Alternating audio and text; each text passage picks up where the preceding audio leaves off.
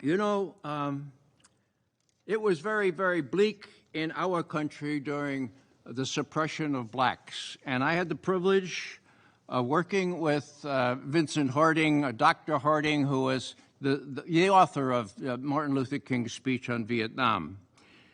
He had a song, and the song was, "We got to keep on moving forward, never turning back." Well, what I would suggest is that we need to keep on moving forward. And I would recommend the second stanza of this to you all. And if you would listen, I would really very appreciate it. We're going to keep on moving forward. We're going to keep on loving our enemies. We're going to keep on loving our enemies. We're going to keep on loving our enemies. Never turning back. Never turning back. In closing, I will just refer to those children that I noticed more than I usually notice children in the airports today. And what I ask you all, because you have the power to do so, given to you after the last major world war, I ask you to do what's necessary so that no one kills the children anymore. Thank you very much. It is sincerely a great honor for me to meet you. Welcome to the program. Thank you, Johan. I've not invited you to talk to me about the current state of the war in Ukraine or the situation on the battlefield. I'm not informed enough, I'm not a specialist to talk about that, but of course the broader impression of it. I would like to ask you to share with our listeners your view of the Russia-Ukraine war, and in particular your view of the mainstream media's narrative about this war. And I said this in our little chat before we started here, something that has deeply frustrated me as a journalist. The lies, the deceit, as I see it from the Western media, the incredible propaganda that we are confronted with in respect of this war on a daily basis, right from the start of this war and still till this day. But before we talk about your view, I would like to ask you as an intelligence professional, what do you think the view of probably one of the most important actors in this war, namely your president, Joe Biden, what do you think his view of this war is? My question is, do you think that President Joe Biden is well informed as to precisely what is going on in this war? And the reason why I'm asking you that is because I think he's the point man here. If he wants to end this war could stop tomorrow. So my first question to you is, as an intelligence professional, what is he likely to know? Does he know the real truth about this war? The answer to your question, Johan, is no. He doesn't know the full truth about this war. He's been advised by his military advisors and by his chief of the CIA, William Burns, that Russia has already lost. Huh? Now, they've already lost, and Burns has added, the weakness of the Russian military has been exposed for all to see.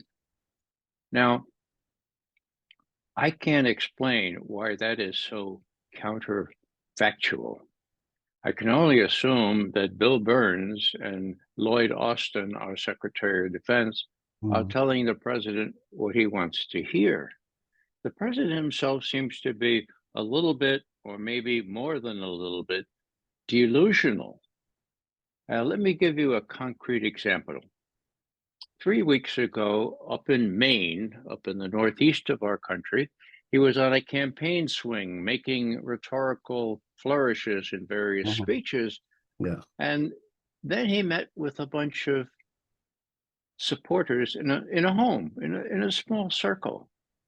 And I always wonder what he really thinks when he talks to intimate friends or his advisors, what he really thinks, you know? And what he said was this: Madeleine Albright was correct.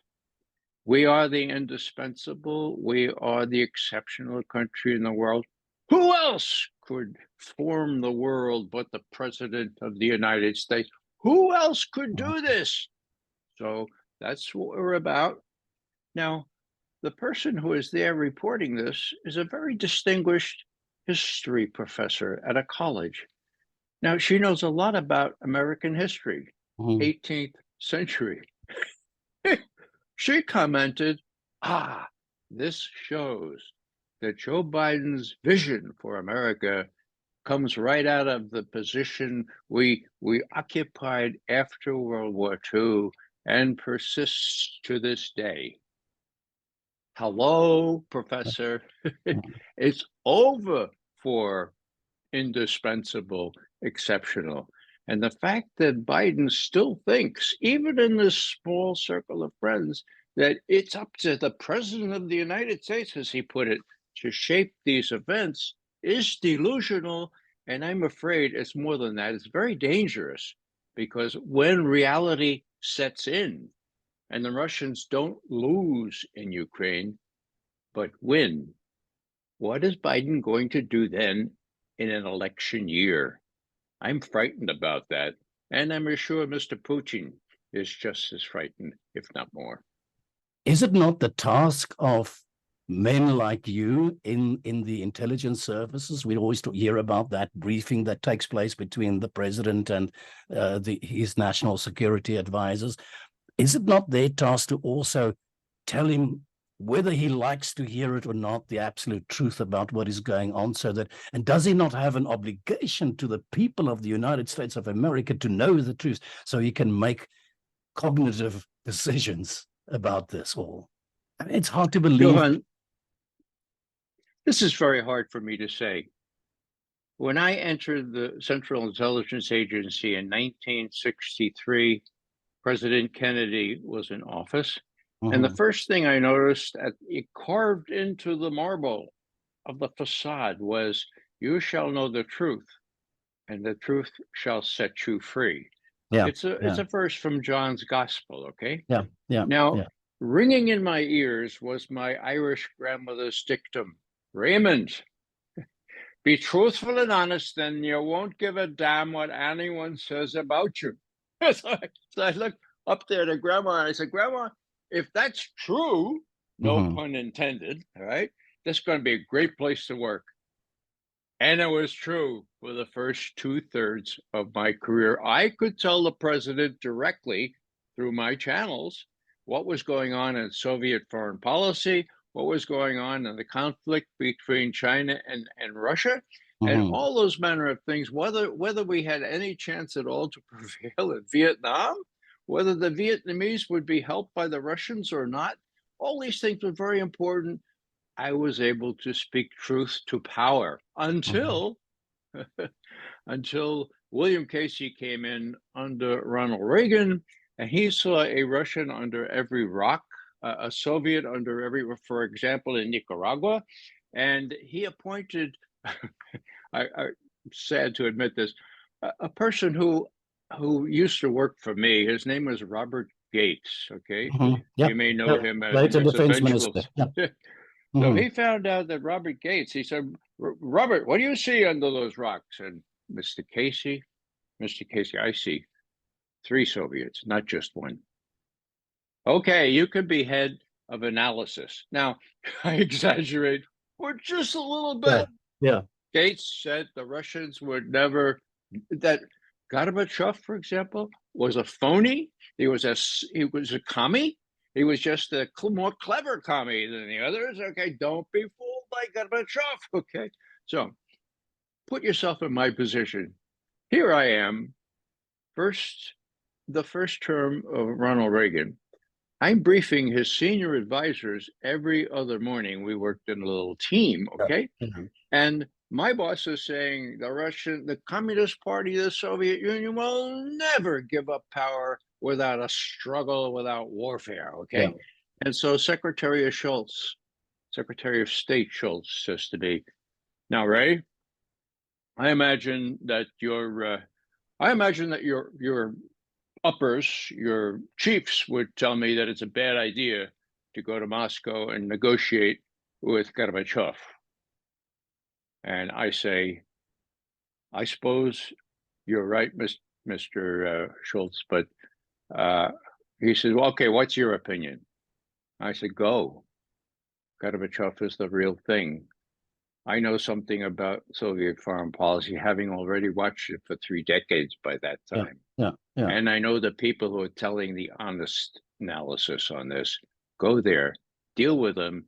And not only because of my urgings, but partly he did go, and we had amazing agreements, including the Intermediate Nuclear Forces Agreement, which destroyed a whole class of medium and intermediate range ballistic missiles in Europe. My God. So, yeah, what the problem was is that Casey and Gates appointed malleable managers who would say, oh, I see 5 Russians under those rocks. And they, in turn, appointed malleable managers. And so by the time you get to George Bush Jr., he says, I want to make a war in Iraq. And they say, tell us what to tell you. Oh, how about weapons of mass destruction? How about ties between Saddam Hussein and Al-Qaeda, and inferring or implying that, this meant that Saddam Hussein had something to do with 9/11, which most Americans believe in 2003 when we went into Iraq. So it was really insidious, and I'm sad to say that the people who are still there have come up under that ethos. You tell the president what he wants to hear. Bill Burns, I had some hope for because he knows a hell of a lot more than most others, but he's fallen in and he's giving the president crazy stuff, saying not only that Russia has already lost, but its military has been shown in all its weakness for the whole world to see. BS. The issue of whether or not this is going to keep Putin from continuing to fight, the answer is Putin's already lost the war. Putin has a real problem. How does he move from here? What does he do? Once again, I'm asking myself about Joe Biden, and I thought about our chat today, and I thought, I want to ask you that if he lies as blatantly as he did in Helsinki, for example, when he said the Russians, Putin has already lost, whether that's not something that would be against the constitution of your country, that the president is not allowed to lie to the people of the United States of America. Are there no such safeguards? I mean, doesn't he have a responsibility towards you? And what does this madness mean for us in the rest of the world? Well, as you know, Johan, we have this 3-part government: the executive, the congressional, legislative, and the judicial.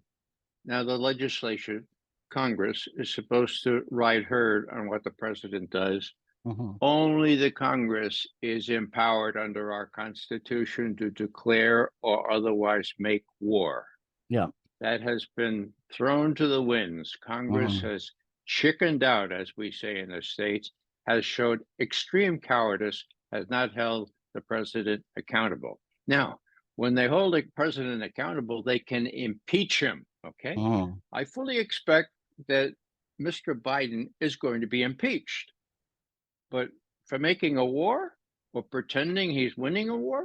No, not for that.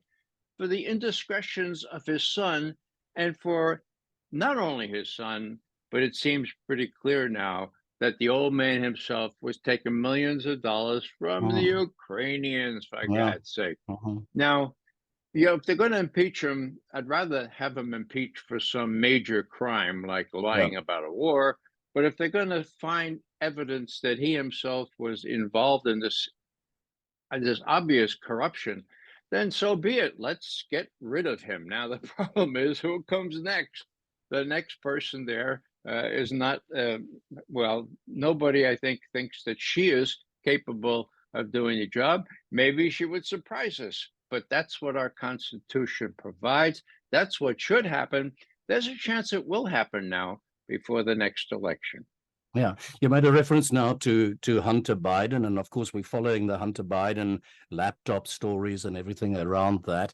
There's a question that popped into my mind as well today as I was preparing for our discussion, is that I assume at least, that Washington is really, at the end of the day, in charge of this war in Ukraine, that Washington pulls the strings and Zelensky dances to the tune of Washington. My question, based on the reference to Hunter Biden now, is, are you saying, or is it conceivable that Zelensky and his government might have such dirt on Biden himself? I know that he was involved in the firing of the prosecutor general, et cetera, and he boasted about that on some stage in the US. Well, the answer to that is quite yes.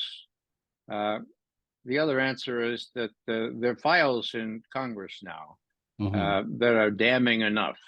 In other words, if Zelensky and company and the people that he consorts with have additional evidence, well, that would be cream on the top of the cake, but the cake is there. The evidence is already there. What worries me about this is that the president and his chief advisors, I'm talking about Blinken, I'm talking about Sullivan, they all have a personal stake in making sure that Biden doesn't lose the election next year. What do I mean by that? I mean that Biden and his son, if, let's say, Donald Trump came in as the president again, they could go to jail, okay? So could Blinken, who was responsible for this terrible ploy of enlisting 51 malleable managers from the intelligence community to say, Biden, Hunter's laptop? Oh, it has all the earmarks of a Russian deception operation. 2 weeks before the election, Joe Biden referred to that himself. Okay? Talk about election interference. Yeah. So who started that? Blinken. How do we know that? Acting director of the CIA testified to that under oath. Blinken called me up and said, hey, could you rally these intelligence people? And sure, I'm sure that'd be good. Now, I know some of these people. I was aghast. I corresponded with one. I said, what's going on? Did they forge your name on that thing? You know what he said? He's a good guy, okay? He says, Ray, I'm just so upset with Trump that I do anything to make sure that he doesn't get any. Well, that's what I call Trump derangement syndrome. It's pervasive. And let me just make a comment about the archetypical charge, namely that Russia is in part, at least, responsible for bringing us Donald Trump. I hold no brief for Donald Trump, okay? But the charge that the Russians interfered in our election by hacking into the Democratic National Committee, okay, exposing the fact that Hillary Clinton and the DNC, Democratic National Committee, had tilted the playing field to the extent that Bernie Sanders could not possibly win the nomination. That was all outed before the election. Now, they said that the Russians hacked into the DNC computers. Guess what? Proven now in court testimony by the head of the cyber firm who was tasked with looking into the DNC computers. He said, there is no technical evidence that anyone hacked into the DNC computer. Not Russia, not anyone, period, end quote. When did he say that? December 5th, 2017. How long did Congress keep that under wraps? 2.5 years. Finally, somebody told the president, Mr. Trump, you have the authority to get that released. It was released on May 10th, 2000. What is it? August 16, 2023. The New York Times has not played that, neither has the Washington Post, Wall Street Journal.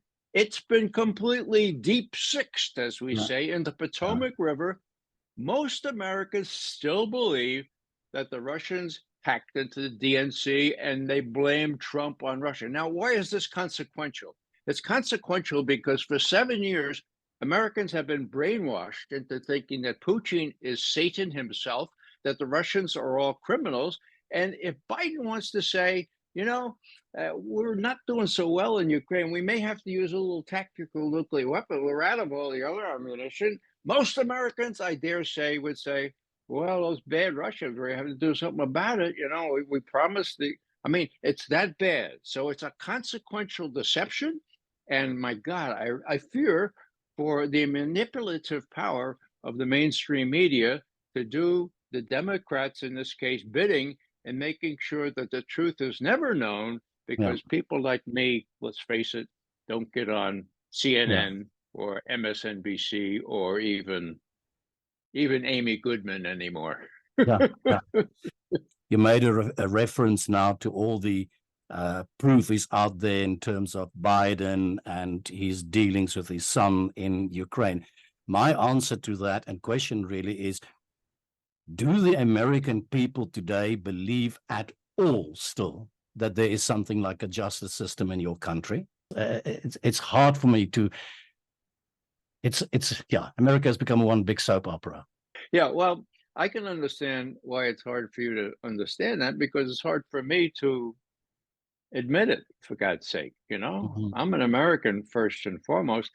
I was the most patriotic person in New York when this Cold War was on. I was a faithful Cold Warrior in watching what the Soviets were doing during those years in the 60s and the 70s. And then the 80s, I saw some changes. So I had a pretty good record of facing into Soviet propaganda and other things like that. And then I saw it change. But what I also saw, and this is the key here, what I also saw was that what President Eisenhower warned about, just as he was leaving office, the military-industrial complex. Yeah. Add that what he said was, the message I'd like to leave with you Americans is that the accretion of power, whether wanted or just not wanted, but the accretion of power by the military-industrial complex is a real threat, a growing threat to our democracy. Now, that was then. That was 1961. What do we have now? We have it's grown like Topsy. It's grown unimaginably strong. I call it now, I've coined an acronym that's in the dictionaries now. It's called a Mickey Mat. Okay.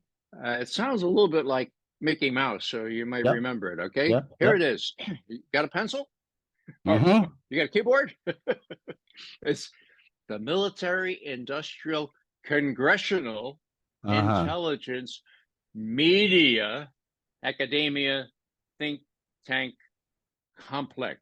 Why do I say media? Because without the media, it doesn't work. You have to have, it's the pivot. You have to have control of the media. Who controls the media? The rest of the Mickey Mat. So the last point on this is Eisenhower did say there is one antidote for the accretion of power of these military-industrial complex, and that is a well-informed citizenry. That's the problem, Johan. We don't have a well-informed citizenry. It's almost impossible for the normal citizen to find out what's going on in the world, particularly in Ukraine. A full quarter of our people live in poverty. The people making the arms in the Mickey Mat are flourishing, are making profits that you never could believe before. And the people who are in Congress supposed to be regulating all this stuff are getting paid to stay in Congress by guess whom? That Mickey Mat. So it's very corrupt. And there's one bright star on the horizon. There's one person, at least one, that is telling the truth now about these things. That is the son of Robert Kennedy. And he is just taken off the gloves and telling it like it is.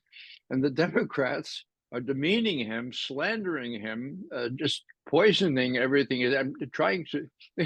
He has a court case now against Google for suppressing his free speech rights. Okay, so that's a hope. And the resistance of the Democratic Party, it's the same party that made believe that the Russians hacked into the Democratic National Committee and poured all kinds of problems on Russia. Obama throwing 55 Russian diplomats out of the country, or I guess it was 35 immediately. Obama knew it was a ruse. He actually encouraged Clinton and Clinton's companions like Sullivan. Now, if you ask me who the brainstormer was that came up with the idea, oh, wow, this is very embarrassing, these emails showing that we prevented Bernie Sanders from winning the nomination. I know what we can do. We'll blame it on the Russians. And Hillary looked at him and said, but it wasn't the Russians, it was WikiLeaks. Oh, that's okay. We hate WikiLeaks too. We'll say, we'll say, well, the Russians hacked and gave it to WikiLeaks. Guess what, Johan? That worked. That was put in place during the Democratic National Committee in July of 2016. It worked. It didn't work well enough for Hillary to win, ironically, but it worked. And the only thing that I would add here is that the FBI and the CIA, what we call the deep state, parts of the Justice Department itself, were intimately involved in this, fully expecting that Hillary Clinton was a shoo-in, would surely win. And James Comey, the head of the FBI at the time, said that in his book.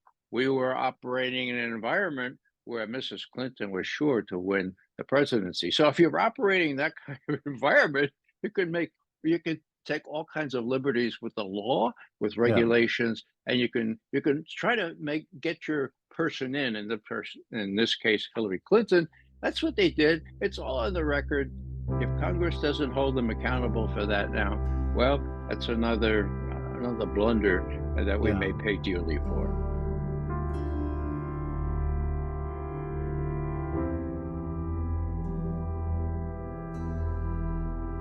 How did we not learn from Iraq? How did we not learn from, we saw the disastrous withdrawal from Afghanistan not too long ago. How can this American, your foreign policy at least, still continue the way it continues? Well, I think that we need to have hope here. Hope against hope. Let me just ask you, do you understand what I'm trying to say to you? It is. I do, yeah. I just don't understand how it can perpetuate itself. I had the idea, especially after the withdrawal from Afghanistan, I thought to myself, this is the moment. This is going to be the time when the Americans are going to wake up and say, enough is enough. We're not doing this anymore. Here we are a few months later, and you are in the middle of another war, a proxy war, a war fed by the Americans, a war that is in fact provoked by the Americans. How can this whole thing just keep on going and going and going and nothing is changing? Well, Johan, you are being far too rational. You mentioned the word crazy before. Mr.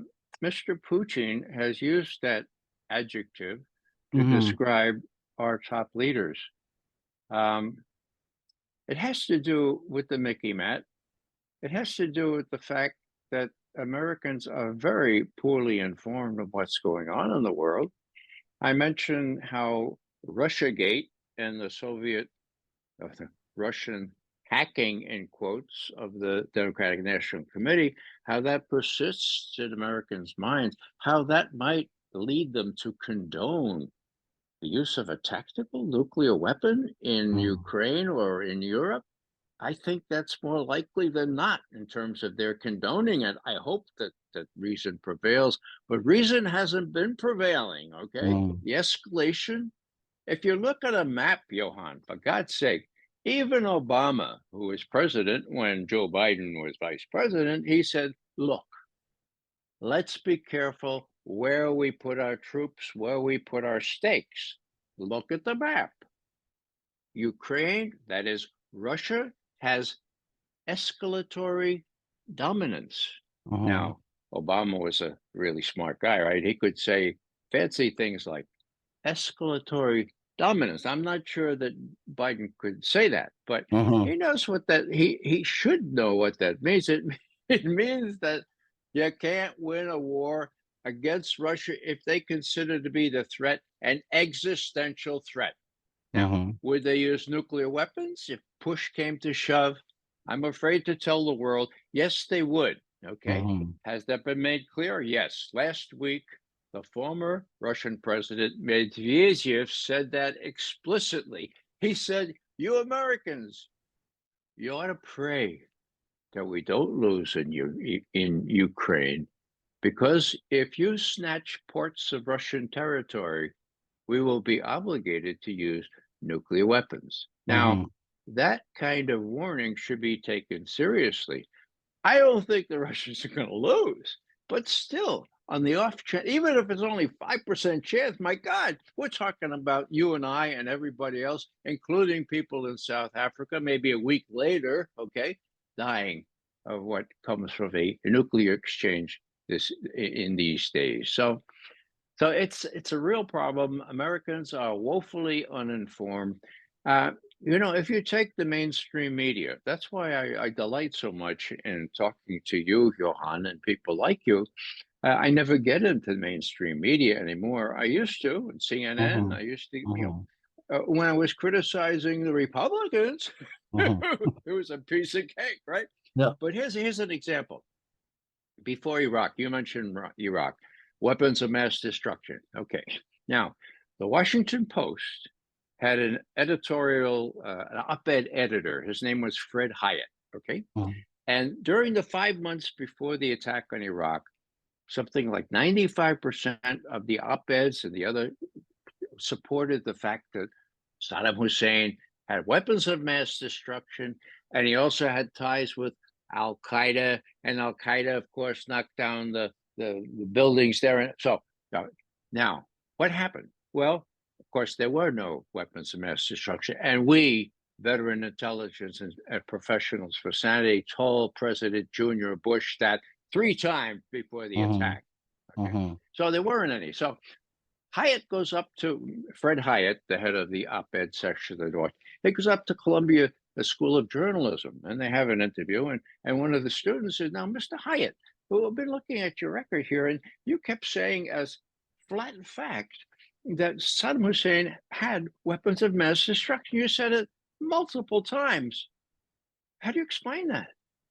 And Hyatt said famously, "Well, if there were no weapons of mass destruction there, we probably shouldn't have said that there were. Period." End quote. Now, my tutor in journalism, Robert Perry, the distinguished journalist, he turned to me and he said, "Ray, I learned long ago that sort of be a basic principle of journalism. If something is not so, you're not supposed to say that it is." Hello. Now, what's the lesson from this? They cashiered Fred Hyatt right away, right? No. Oh, they let him stay? Oh, yeah. How long? 20 more years until he died in place 2 years ago. Now, you're not supposed to say anything bad about the dead, but I make an exception for Fred Hyatt.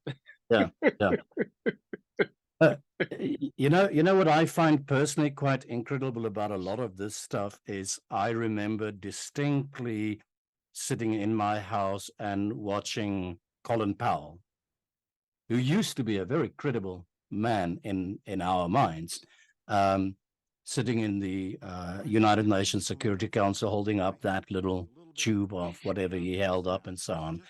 And my instinct, my body, my, I don't know what it is, bullshit detector just told me this man is lying to us. And when I heard, let's not put this all on the Americans, when I heard Tony Blair talking about it will take Saddam Hussein 15 minutes for his missiles or whatever, the whole mushroom cloud thing that was spouted by everybody. My bullshit meter once again just told me, I used to say to friends of mine, my grandmother knows that that's not the truth. And I have the same thing about the Ukraine war as well. I want to make a reference to Oliver Stone, the filmmaker, who in an interview I heard saying that if the news media tries to make a very complex story like the Russia-Ukraine conflict and its history, when they try to when they bring that to you in a very simplistic good versus evil narrative, you got to know that they're bullshitting you. And it's exactly the same thing that we experience, as I said, once again. It's as if we're going through the same story again, the same kind of lies again, the same kind of playbook again. Would you mind if we go through just part of these narratives right from the beginning? I think I wrote some of the major talking points of this narrative. I wrote them down here, what I call deceptions, the major deceptions. And I'd like you to comment on them regarding the Russia-Ukraine conflict. The first thing that we heard everybody in the world saying is that this invasion of Russia, or the Russian attack on Ukraine, was an act of aggression and an unprovoked is the word I'm getting to, unprovoked act of aggression.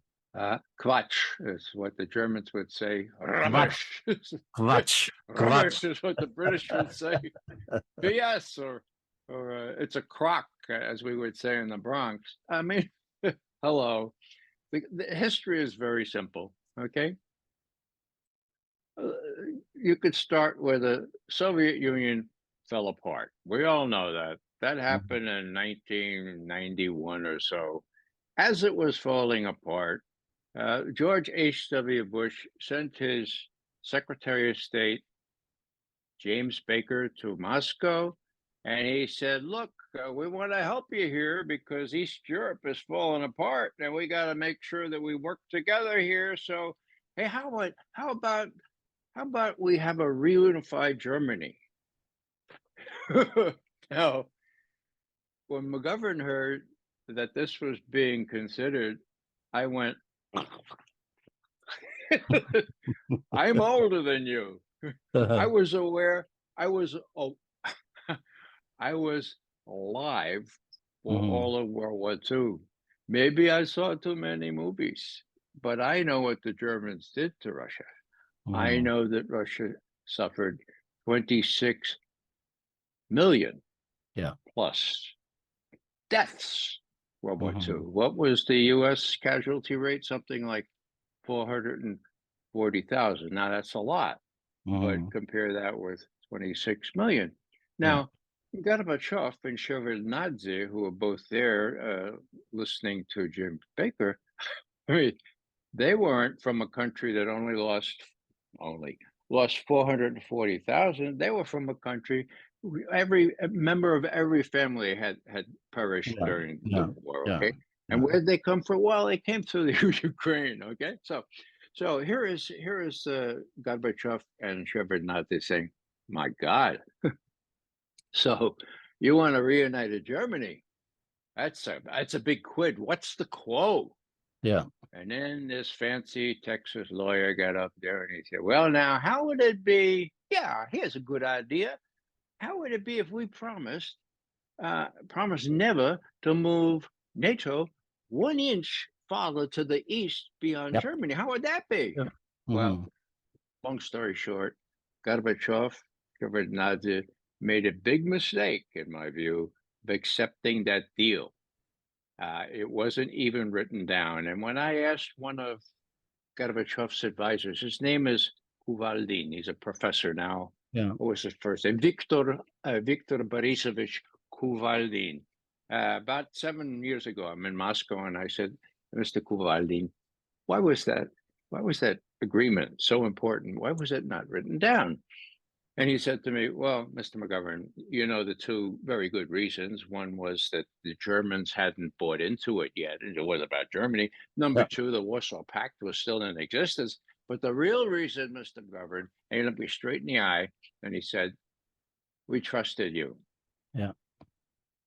So that's the beginning of it. What happened? Well, long story short, before you know it, NATO has doubled in size, and all those new 15 countries are, guess what, more than an inch Yeah, the yeah. East. And can I Very just, Ray, yeah. can I just add? I spoke to Professor Jeffrey Sachs about this as well. What we need to say here as well, that although there was no treaty at the end of the day, these discussions of Baker and Gorbachev were very well documented, and these documents, I believe, according to Professor Sachs, are in fact available, I think, at the Georgetown University or something like that. I'm not too sure. That's correct. So these are not just hearsay. This is documented facts about what occurred during that time.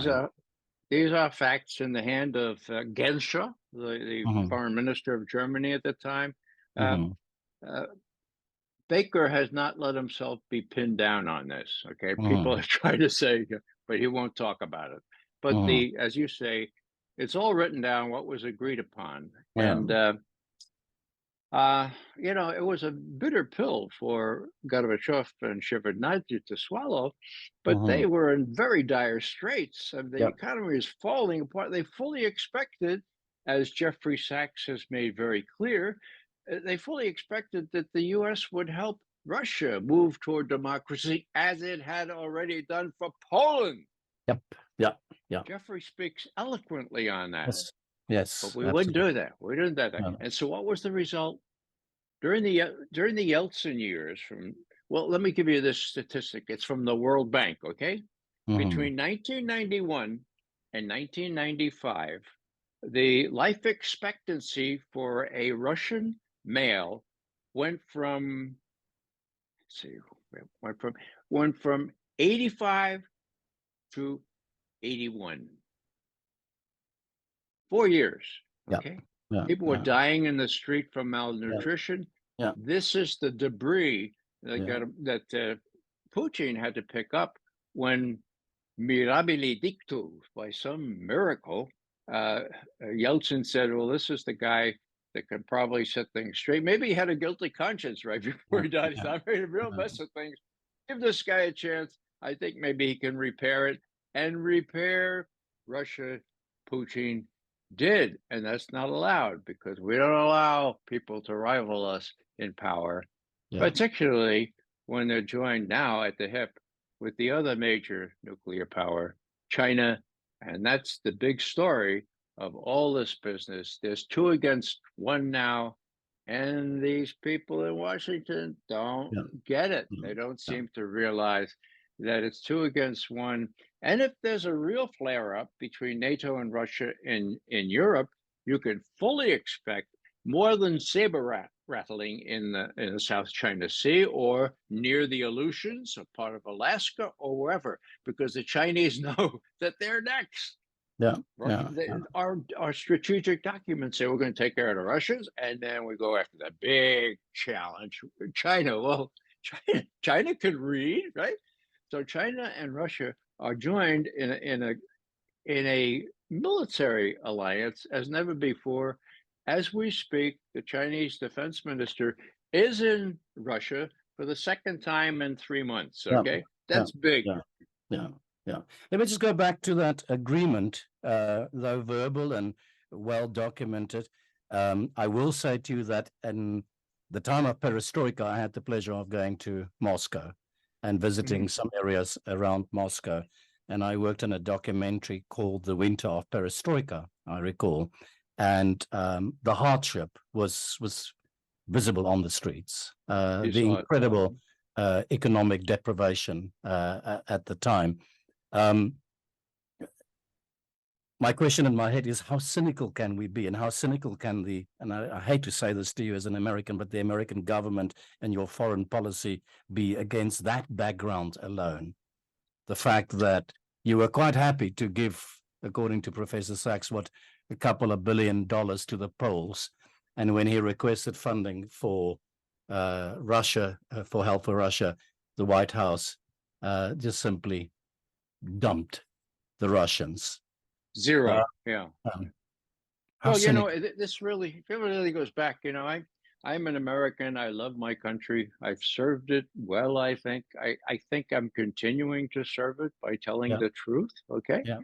But that doesn't mean that I should be oblivious to the facts. And the facts are this: after World War II, Yes, we lost 400,000 troops. The Russians lost 36 million Soviet citizens, including troops. Okay. Now, our 36 country was million. unscathed. We have two oceans between us, right? Okay. Mhm. So the first policy planning document at the State Department was written by George Kennan, okay, the guy who invented the containment policy of the Mhm. Soviet Mhm. Union. What did he Mhm. say? He said, look, let's take a step back. We control 50% of the natural resources of the world, but we only represent 1/9 of the world's population. And so it's very clear what we have to do is devise policies to maintain this disequilibrium. And we Mhm. can't be misguided by thoughts of human rights. He said this human rights or soft power concepts. It will come to the exercise of hard power. Yeah. 1947, look it up. So here we are after the war. It pretty much worked out that way. And then the Soviet Union fell apart. Oh man, now it's in spades because we are not only preeminent, but we can work our will on just about anybody. Now, the problem was that Mr. Putin thought differently. And he bided his time. He rebuilt the Soviet Union, including the Soviet army. Yeah. He tried to reach out to NATO, and that's well documented. But Mhm. when there was no response, he said, well, okay, you won't talk to me. We're going to develop our own arsenal of weapons that have no defense against. And he did, these hypersonic missiles and so forth. He announced that at his State of the Country address in 2018. He actually showed view graphs of some of these missiles. Some of them go around the South Pole, for God's sake. Others go so fast, you Yeah. know. Okay, so these are real, okay? So the situation now is such that not only does Russia outmatch the West in Europe, but Mhm. in the strategic arena, they have submarines, I'm sure, next to the Atlantic that could do the kinds of things that during the Cuban Missile Crisis, the missiles in Cuba could do, like devastate our major centers in 6-7 minutes. Okay, so the strategic situation is so labile, as the Germans would say. It's so tentative and so volatile Yeah. that I fear what will happen under a campaign situation where Biden is told, look, we can't lose. We gotta, we have no more 155 millimeter shells. We don't, we run out of cluster munitions. Oh, Yeah. up there in the cabinet there with the lock on it, there are little mini nukes. Why don't we Mm. use those? I Mm. mean, it's unfathomable that I think that, but I do think that, and I've been around watching this stuff for half a century. Yeah. Yeah. Ray, we're working down my little list of deceptions. Deception number 2, when Putin invaded, it was his intention to conquer the whole of Ukraine. And I think following that, what is popular is to say that if we permit him to do this, if we allow him to do this, he's going to send his troops out westwards and he's going to conquer one country after the other country. He's mad. He's building an empire. In the old days, Johan, we used to read what Soviet leaders said, and we used to kind of think, well, was that true or not? And we still, some of us still ply the trade of what we call, as you know quite well, media analysis, which is an incredibly fruitful line of inquiry where it's really pretty simple. You look at what Russian leaders say today and Yeah. you see what they said yesterday, and if there's any change, it's a little bit more sophisticated than that, actually, much more. But what did Putin say? When he sent his troops into the Donbass, into Ukraine, he said, look, we're going to demilitarize Ukraine and denazify it so that it's not a threat to us. Mm-hmm. What was he threatened by? I didn't mention just yet the intermediate range ballistic missiles that are already in Poland and Romania, Mm-hmm. but he was more immediately concerned with the buildup of NATO forces in the Donbass with the shelling of Russian-speaking citizens to the fare-thee-well at 14,000. These are UN figures. 14,000 had been killed. The upsurge in shelling, which went up by several 100% in middle February 2002, he was very afraid. I am convinced, and the evidence supports this, that this NATO trained and equipped army, which had been allowed to do this because Putin trusted the Minsk process. Okay, yeah, I was going to say during the they time were of ready. Minsk. Yeah, they were trying to they were prepared to pounce on the Donbass, on Lugansk and Donetsk. Okay, so in a way, as I see it, this was a preemptive move. It was certainly provoked. I mean, a lot of people, at least in our country, are coming around to the degree of understanding that, you know, if in 2008, Sergei Lavrov, the Russian foreign minister, newly appointed back in those days, he's still foreign minister, he calls our ambassador in. His name was William Burns. Okay, now he's head of the CIA, and he says, Mr. Burns, do you know what "niet" means? Yeah, Niet we means have the niet. cable, all right? Yep. We have the cable, right? And if I've seen one cable from Embassy Moscow in my duties as head of the Russian foreign policy branch, I've seen probably thousands. Okay, so it's genuine. It's nobody disputes the cable.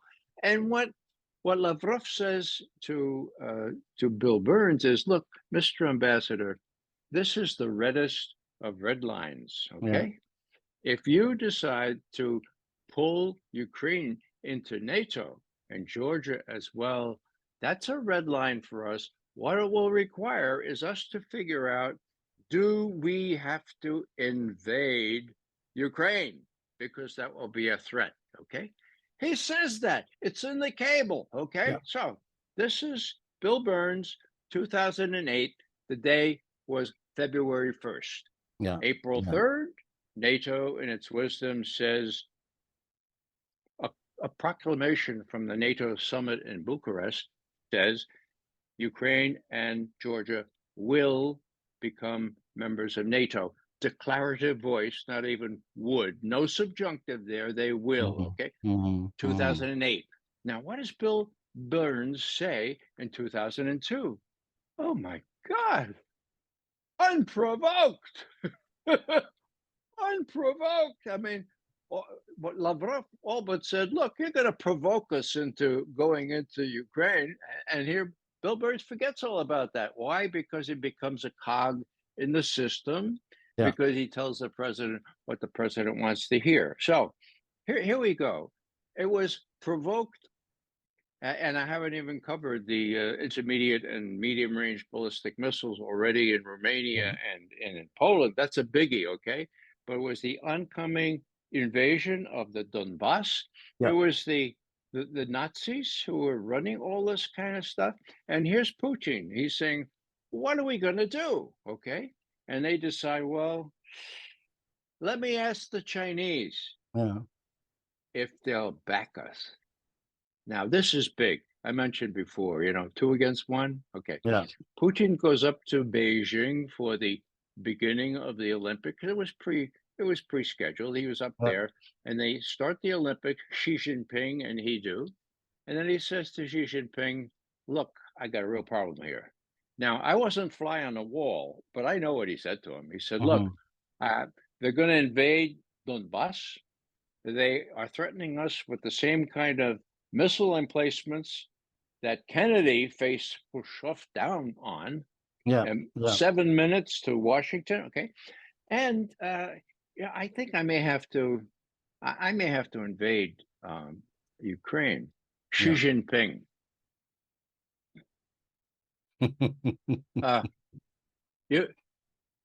You mean after the Winter Olympics are over, right? Oh, sure. After the Olympics are over. Now, all my Chinese colleagues told me at that time, Xi Jinping, would never condone this kind of thing because of the bedrock policy the Chinese have. Westphalia, for God's sake, no infringement on the borders of other countries. Well, my Chinese colleagues, right as they are, were dead wrong. Because as I said before, the Chinese know that they're next. So Xi Jinping gave a wink and a nod. The Olympics ended on the 20th of February, 2022. On the 21st, Donetsk and Lugansk were recognized as independent countries. They next called for help from Russia. Russia went to a Duma. They legislated that they would intervene, and they did. So, unprovoked, I hope I've laid that to rest. Was it illegal? Well, that's accepted as fact by everybody, including Ralph Nader, for God's sake. Sure, it was illegal. Well, you know what? There are things in the UN Charter, Article 51 to be specific, which justify, which make legal the kind of preemptive move that Putin did into Ukraine once those people were threatened with genocide, or at least threatened with being battered to a pulp. 14,000 of them have already been killed, 4,000 more in the next couple of months. So what am I saying here? I'm saying, number one, it was provoked, and number two, Putin had no other choice. Why? Because he had been diddled. Now that's a Bronx word. It means deceived. It means made light of. It means not taken seriously. And the Minsk Accords showed that. And what Putin was and Angela Merkel confirmed that, and Hollande confirmed that. Hollande as well, saying, no, this was, a little trick that we played on Putin, saying, we just wanted enough time to build up the Ukrainian forces. Merkel says that. Hollande, yeah, he says that. Poroshenko, yeah, he says that. Zelensky, he says that. Now, put yourself in Putin's shoes here. My God, I guess I waited very long. I guess they diddled me. And he's got his generals looking behind him and says, if we went in there back in 2015, 2016, there was no trained Ukrainian army. Vladimir Vladimirovich, for God's sake, are you going to let yourself be diddled some more? And the answer to that is no.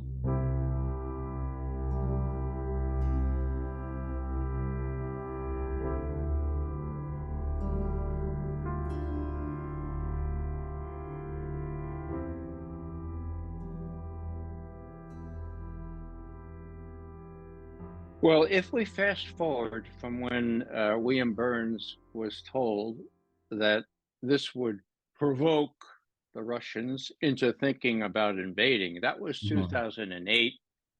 Of course, nothing much happened on this front until 2013, 2014. In December of 2013, Victoria Nuland, the Assistant Secretary of State for European Affairs, said, we have invested $5 billion with a B, dollars in Ukraine's aspirations to join the West. She orchestrates this coup in Kiev. Now, it was the most blatant coup in history. Why? Because it was advertised 2.5 weeks before the coup on YouTube.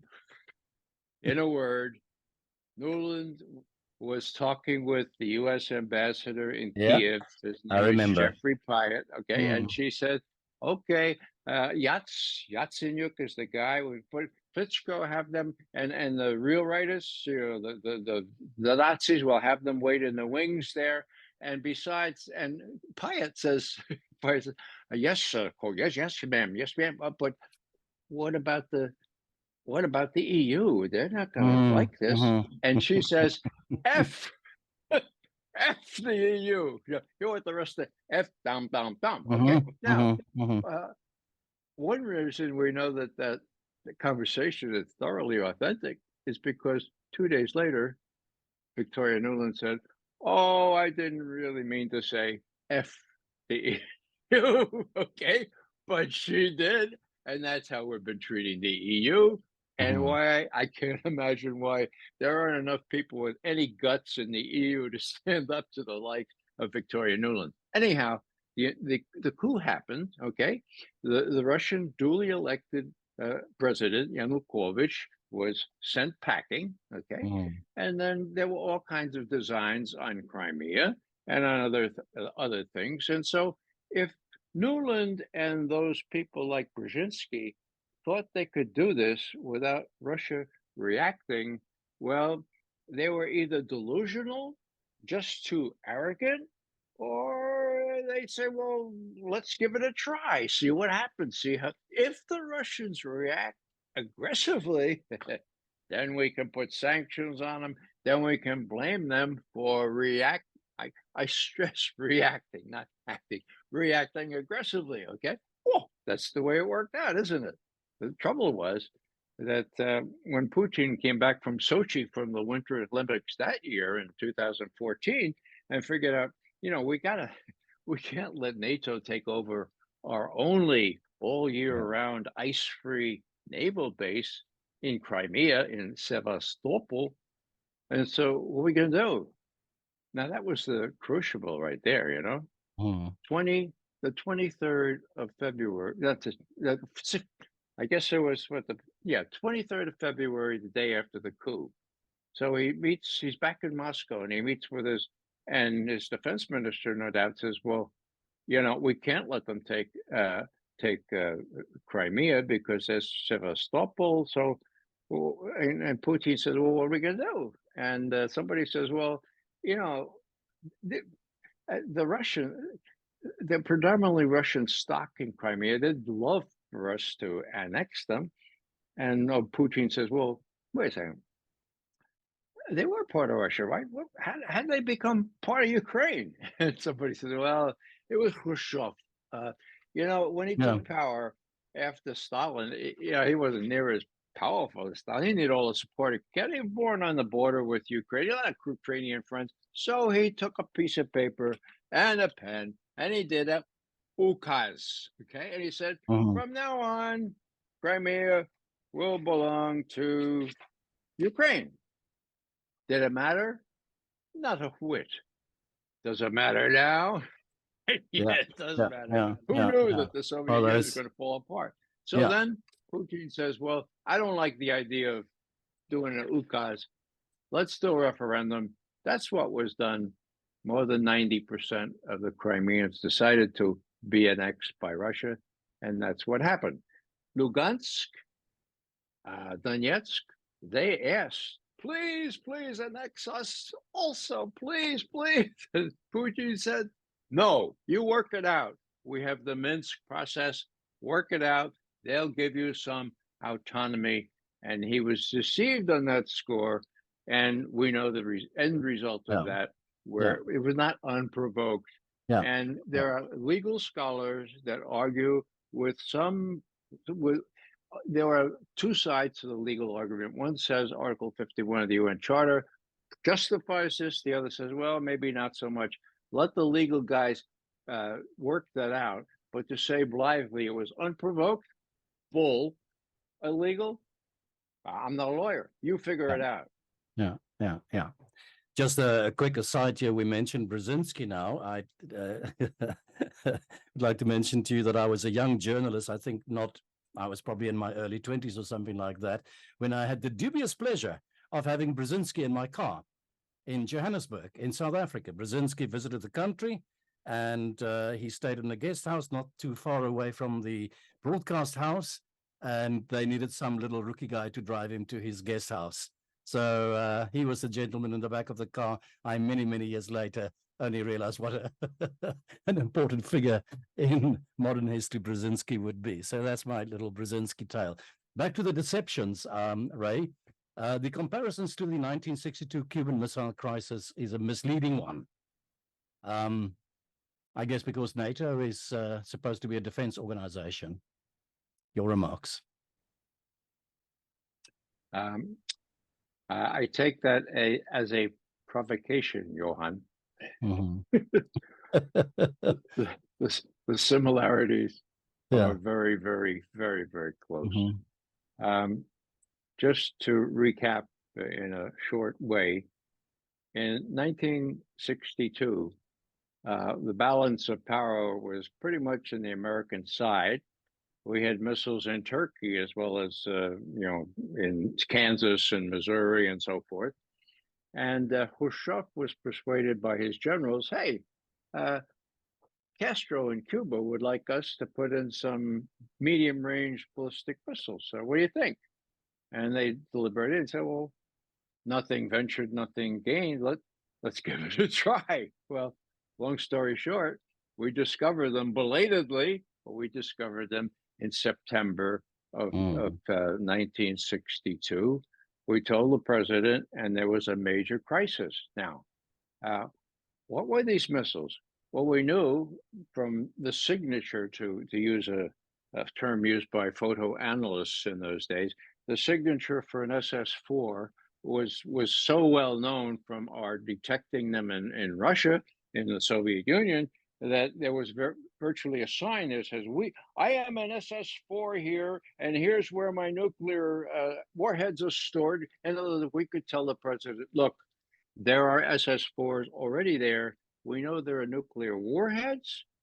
We told him, I learned this belatedly, we have to assume that these nuclear warheads are already operational on these missiles. Now, here's Kennedy. He says, how long will it take these missiles to reach Washington? 7 minutes. Mm-hmm. How about SAC headquarters, the Strategic Air Command headquarters in Omaha? 10 minutes. How about Norfolk? 4 minutes. How about, so Kennedy says, this is an existential threat to the United States. Okay. He said that. Okay. And he says, Mr. Khrushchev, you got to remove those missiles. You got to remove them. We won't tolerate them. We will do whatever is necessary to get rid of those. Okay. So Khrushchev says, my God, our bluff has been called. Kennedy, with whom I have some dialogue, thinks this is an existential threat to the U.S. I guess I can understand. It's not an existential threat to us. So let's get those missiles the hell out of there. What happened? Well, Kennedy had put in a blockade. Oh, wait a second. Blockades are against international law, right? Mm-hmm. Doesn't Cuba, doesn't every country have the supreme sovereign right to form its own alliances, to go into NATO, or to go to have the Soviets put missiles in? No, nobody made that argument in the United States. Okay, so long story short, Khrushchev withdrew those missiles. Okay, now what's the point here? They were seen as an existential threat to the United States, mostly because of the shortness in time that it would take for those missiles to wreak havoc. Yeah. We learned later that several of those missiles were already armed with those warheads. So what's the analogy here? Well, this is what people don't know. And it's not because Putin and his advisors have not made it clear as a bell to U.S. journalists, to everybody who reads what they say, okay? This is what's happened. With the expiration of the Anti-Ballistic Missile Treaty, which George Jr. Bush got out of capriciously as soon as he came into office, 30 years of strategic stability was created by that treaty. John Bolton, Dick Cheney, George W. Bush, get rid of it, okay? And the Russians say, why are you getting rid of that treaty? Oh, none of your damn business. Oh, then they see anti-ballistic missiles sites going up in Romania and in Poland. Oh, what's this about? Well, they were disguised as anti-ballistic missile systems, but they can handle offensive strike missiles as well, okay? So what's that mean? That means 7 minutes. That means 7 minutes from these installations in Poland or in Romania to Moscow, or to a good portion of the Russian ICM missilery in Western Russia. So existential threat? Well, if those same kinds of missiles were an existential threat to John Kennedy in 1962, I think it's very reasonable to say that when Putin says this is an existential threat to us, the more so because there are no signatures. Yeah. What do I mean? Yeah. These missile capsules are capped. We don't know what's in them. The Americans won't tell us. They could be cruise missiles. They could be hypersonic missiles. If they're hypersonic missiles, when the U.S. finally gets them, and they'll inevitably get them, 5 minutes to Moscow. Okay. So Yeah. what am I saying here? I'm saying that when Putin raised these issues, the U.S. said, still, none of your damn business, none of your damn business. So I've run into trouble with people who say, are you comparing Putin with St. John F. Kennedy? Yeah. And I'm saying, no, I'm not comparing. I'm comparing the situation that Putin faced in 2002 with the situation that John F. Kennedy faced missiles in Cuba in 1962. Can't you follow the reasoning here? Don't you think that Putin has a right to think that there was some ulterior purpose in putting these capsules with caps on them in Poland? Why would he be doing that? He said they were first. The U.S. said, "Oh, these are ABM missiles," and the Russians said, "Well, wait a second, it doesn't make any sense because ABM missiles in Poland and Romania, they're in the wrong place. You're not going to get any of ICBMs." Oh, yeah, that's right. They're against the Iranian nuclear missiles. Oh, but Iran doesn't have any nuclear missiles. Well, they could get them. Well, yeah, but there's the interim agreement which prohibits them from getting for 10 years. Well, they might get them in 10 years. Well, they weren't ABM sites at all. They were sites that, as physicists and experts tell me, can be made into offensive strike forces by inserting a new CD, you don't even need a DVD, for God's sake, into these computers in Poland and Romania, and you've got an immediate threat of the kind that John F. Kennedy not only did illegal things like a blockade, but he also threatened nuclear war, and he also assembled an invasion force in Florida to go into Cuba in extremis. So, you know, what's good for the goose is good for the gander. You could translate that into Afrikaans if you like, but I think most people appreciate that. The problem is that people just can't listen to this kind of thing, can't put themselves in the position of Mr. Putin, who has been so satanized that Hillary Clinton calls him the new Hitler, for God's sake. There's nothing to suggest that he's doing anything other than what a responsible president of a country would do to defend himself against an encroachment of the kind that John Kennedy certainly wouldn't tolerate. Yeah. Well, and also the other difference, of course, that in 1962 is that Kennedy was prepared to make use of his back channels to talk to the Russians, and there was a dialogue, communication, and we don't have that now. Let me another the craziness of all of this war, the sadness, but the craziness of all of this. I've always believed that there were some really brilliant people, and I go back to what McGregor said to me, that we are led by brilliant people, that there are brilliant people making these calculations. One of the calculations that we made was, well, let's do what the Americans do. Let's sanction the Russians. How is it possible that the people that are supposed to be in the know can call for sanctions and get it so wrong? You have put your finger on it, Johan. The people who are advising Biden on economics are just as arrogant, just as misguided, just as delusional in thinking that we are the indispensable country, can work our will just as we could in 1947, okay? As the political advisors advising him on foreign policy. These people don't know diddly. Now, in the CIA, we used to have an incredibly competent economic department. We followed trade, we followed everything, okay? We could see that the Russian economy was imploding. It was getting pretty close to being unworkable. And we advised the president about that. Now, who is it that is advising Biden now? The Treasury Secretary? I don't think Yellen knows much about anything in terms of foreign relations. And, you know, when push comes to shove, there's not only this dumbheit, this kind of not very experienced outlook on things, but I'm afraid that Mr. Putin put his finger on it. And, you know, I'm aware that I might be called a... There we go. Let me see. I didn't quite get that. It's a button that I accumulated in Germany last time I was there, about 7 years ago. It's called Putin Versteher.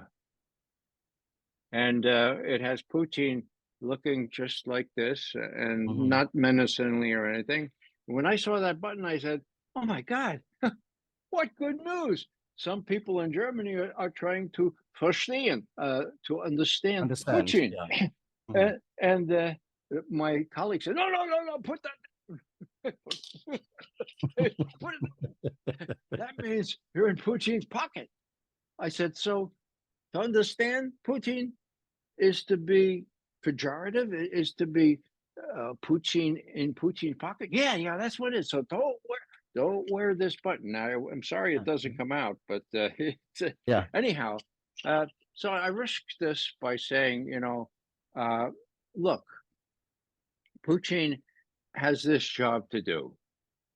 He sees his job as defending his country against the kind of onslaught that John Kennedy feared from Soviet missiles back in '62. Now, what does Putin think about the $64 question that you asked, Johan? What does he think of our leaders? Well, I'll tell you, because he said so. Back in Valdai, back in October, I think it was, last year, he was asked a question. He was one of these 4 hour things. He spoke for 45 minutes. Yeah. And then he answered questions for 3.5 hours. Okay. Incredible. So what was he asked? The questioner says, Mr. President, what do you think of the Americans taking on China at the same time as they're taking on us in Ukraine? Here's Putin. I've translated and memorized what he said. You know, at first I thought there might be some subtle logic in what they were doing, but I no longer think so. I think it's simply arrogance and a feeling of impunity, period, end quote. Now, I happen to agree with Mr. Putin on that, okay? But it doesn't matter what McGovern thinks. It does matter what Putin thinks. And if he looks at these people as arrogant, as not feeling at all accountable, as he also said in that same quote, sumashedshi, that's crazy. Yeah. Is mind, going out of your mind, shedshi, marching out of your mind, sumashedshi, crazy. Now, if he thinks that our rulers are economic as well as our political savvy people with very, very polished shoes and very neat ties, really don't know much about the world, or are insane, well, that's trouble, because he's got his generals behind him, and they say now, Vladimir Vladimirovich, are you going to be fooled again like you were with the Minsk process? Are you going to be misled into doing a Yeah. premature deal in Ukraine? And he's not going to be. And so that's the problem here. He thinks they're crazy. The Soviet forces, the Russian forces, really have to be on trigger alert because they never know. Yeah, when things go really bad, as they will in the next couple of weeks in Ukraine, what is Biden going to do? Bear in mind, it's an election year coming up, and Putin himself has said American foreign policy is formed first and foremost by domestic political considerations, end quote. And it's all the more true, of course, during an election year when the president is running for re-election. So it's a very dangerous situation, very labil, as the Germans would say. And I think we have to just kind of talk sense into the people who are running Washington and say, look, you have to cut your losses here. And the big thing, of course, Johan, we haven't even adverted to hundreds of Ukrainian young men, old men are getting killed every day. Okay. Now, the first principle of first aid is stop the bleeding, for God's sake. Yeah. That's what we should do. Put lots of pressure to stop the bleeding so that people can get around a table, can talk about these things, and come to some kind of arrangement where everyone's security interests are honored and respected, which has not been the case heretofore. So will this Ukrainian fracas lead us into that? That would be the good end that could come here. But as the Chinese used to say, this could equally come to a no good end.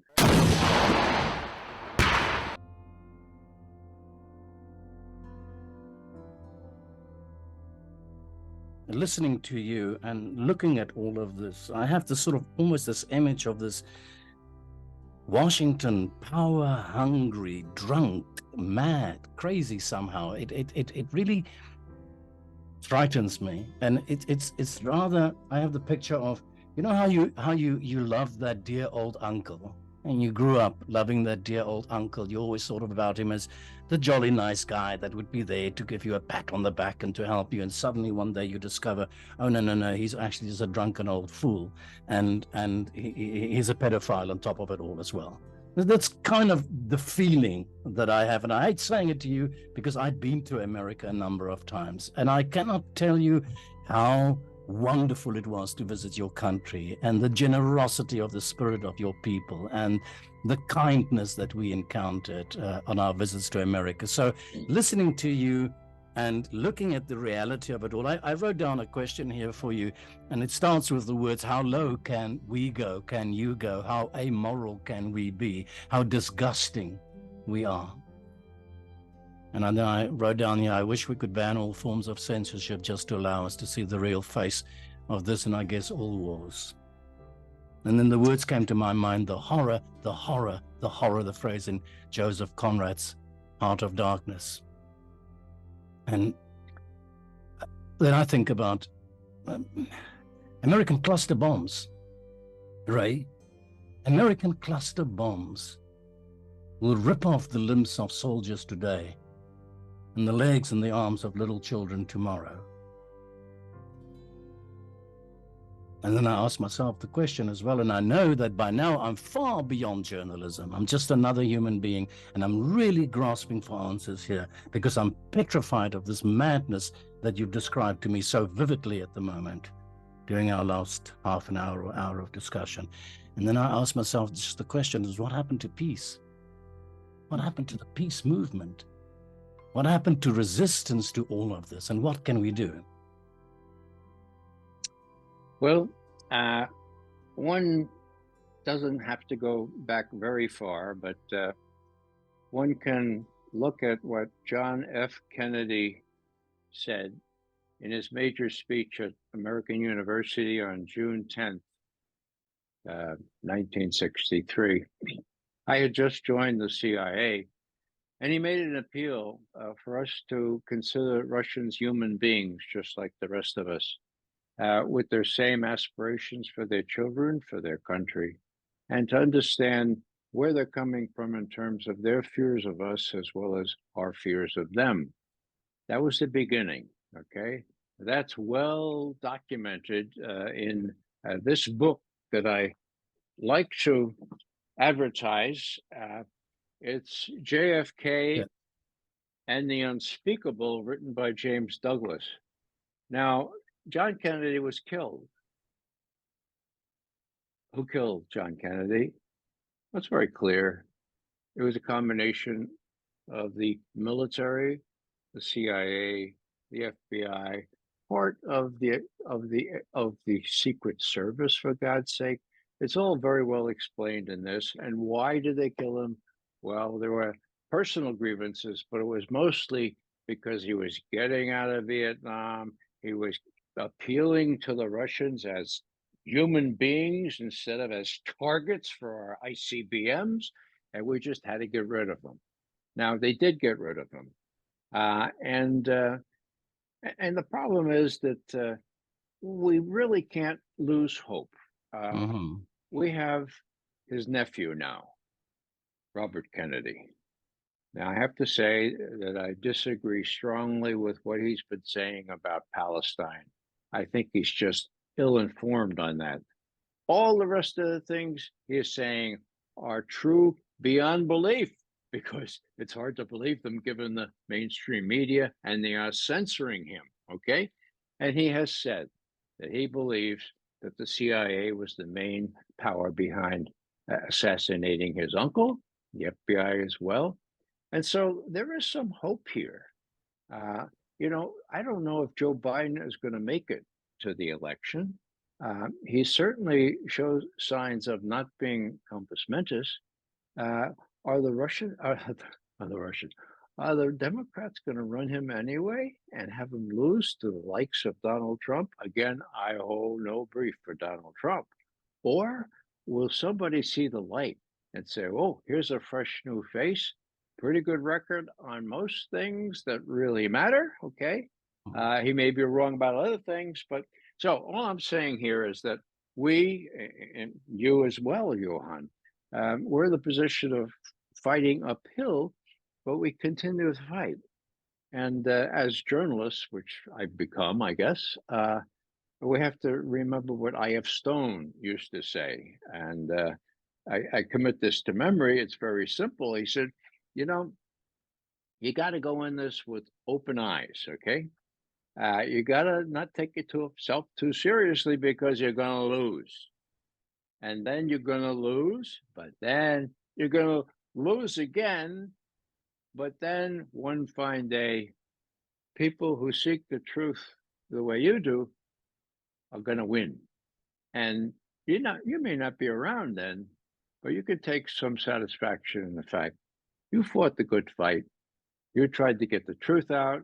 And in my particular circumstances, I just relish the memory of my grandmother, who told me, be truthful and honest, and then you won't give a damn what anyone says about you, even if they call you a Putin pocket guy, all right? Inscription. Yeah. The inscription on the thing going into the CIA, you shall know the truth, and the truth shall set you free. We need to keep hammering it through. And I think that out of this dilemma, out of this fracas in Ukraine, people might be forced to face up to the truth that we are not in possession of half of the world's wealth. We're now about 1/5 or 1/4 the population of the world. We are no longer indispensable. We're not even essential. We're not even exceptional. We're just a country that should respect the rights of other countries to live a secure life and not threaten them, as the Russians feel threatened in Central Europe by things we do. We are provoking them, and it's up to the lawyers to decide whether, when Lugansk and Donetsk called upon Russia to help them out, and the Russian parliament approved this, and the forces went in there. It was provoked for sure. Whether it was legal, we leave that to the lawyers, but we don't sort of diffidently say, oh, it was unprovoked and it was illegal just because the New York Times says that 32 times in the first 32 days of the war. Yeah. I'm going to start closing down here. You use the word hope now. Yeah. I want to ask you, do you believe, I'm going to write down here what I wrote in my last question to you. Can American foreign policy change? Can your country become a force for good? Which in so many ways you are. You are the hope of the world.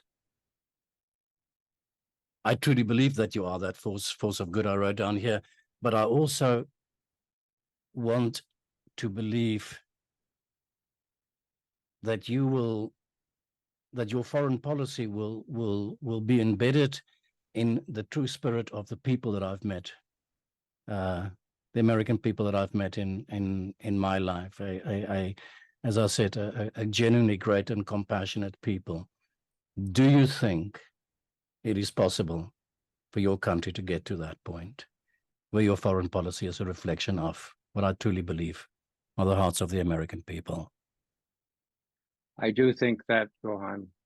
I think this is a bleak period, but I think we need not be overcome by a feeling of despair. Mm-hmm. You know, I learned when I was a freshman in college, I was on a basketball scholarship. Okay, I was supposed to be one of the big team members, and they were pouring so much work on me. You know, academic work. I finally asked one of the Jesuit teachers. I said, "Look, you're doing. You think yours is the only course that I'm taking. You're giving me homework, and everybody. I'm you know, I'm getting you know, sort of angry." He said, "What'd you say?" I said, "Mom, I'm getting sort of angry." He said, "Well, that's good. Anger is a virtue." Thomas Aquinas, of whom we teach a lot at this university, he bemoaned the fact that there was no word in Latin, the language in which he wrote, for the virtue of anger. There was a word for iracundia, always being pissed off, okay? And then there was a milk toast word, but no word. See, virtue lies in the middle, he said, okay? So he had to go back to John Chrysostom in the early church, 4th century, okay? John Chrysostom said, he or she who is not angry when there is just cause for anger sins, because anger respicit bonum justitiae. So anger looks to the good of justice. And if you can live among injustice, you are unjust. And Thomas Aquinas always appended his own view. And what he said was this: the real bad thing is unreasoned patience. Okay. Now, unreasoned patience, says Thomas, sows the seeds of vice, nourishes negligence, and encourages not only bad people, but good people to do evil. So my campaign is against unreasonable patience, okay? My campaign is for the virtue of anger in the good sense, not iracundia, but just enough anger to get us off our rear ends, speak out and say, look, the world doesn't have to be this way. It doesn't take a Judeo-Christian tradition from which I come. Confucius said the same thing: do unto others as others will do unto you. That's why I appealed in my one and only appearance at the UN Security Council. Okay, we're going to keep on loving our enemies. We're going to keep on loving our enemies. We're going to keep on loving our enemies, never turning back. Never turning back. And who is the paragon of showing how that can be done but the Republic of South Africa? My hat is off to all of you. We in the CIA never even dreamed that what would happen did happen in a non-violent way in South Africa. It can happen other places too. Thank you for giving us so much hope. Ray McGovern, thank you very much. Thank you You're so most much welcome, for this Johan. discussion. Thank you.